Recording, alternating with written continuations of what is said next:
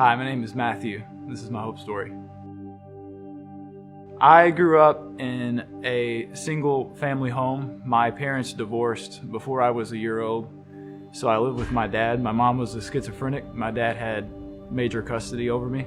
We did not go to church. That was not a part of our lifestyle. I was raised to just go to school, get good grades, and set myself up for a good career, but there was never really any spiritual foundation in me. I went to school, I got my good grades, and that was basically my life up until my junior year when my mom passed away, and I realized that I didn't have a foundation in my life to lean on when things got tough. The only thing I did was work. My dad got diagnosed with cancer in 2016, and that's when things got really rough. Taking care of my dad as an 18-year-old was so much work that I didn't realize how much of an emotional toll it was taking on me. I didn't realize how hard that was until it was over and done with, until after he passed away. But trying to manage full-time engineering student schedule with taking your dad to cancer doctor's appointments and caring for him, making dinner and giving shots and being up all night with throwing up and sickness and all that, it keeps you very focused, I guess you would say, and you don't really realize the carnage that's going on until you have a minute to think about it being over. Things got really bad in 2017 and he passed away, and that's when all life changed. The house that I grew up in from day one when I came home from the hospital when I was born, I no longer lived in. I had to move in with friends and their family, and everything that I had gotten used to and turned to in my life was taken away from me. I was in a relationship at the time. I was engaged. Tried to turn to that relationship, but you can't worship a human being. It doesn't work that way. And that relationship fell apart.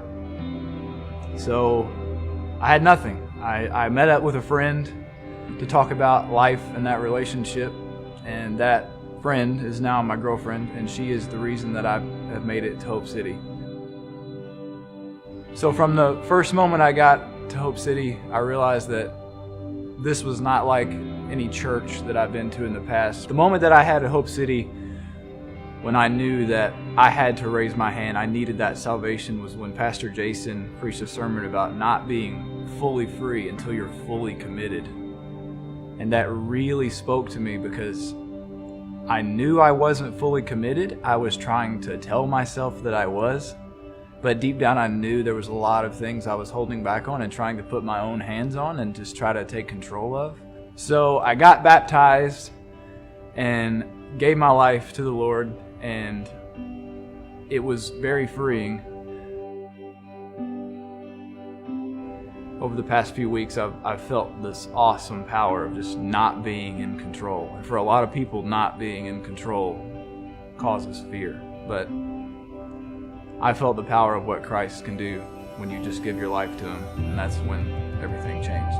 I don't have to take on that burden. I don't have to be the one that puts in all that work. All I have to do is ask God, what do you want me to do? And all I have to do is obey. I find myself not stressing as much. I think about heaven a lot throughout my day-to-day life, and understanding that I get to see all the loved ones that I've lost again. If I could say anything to 17-year-old me, I would tell him that no matter how much control I think I have none, and acknowledging that is where true power comes from.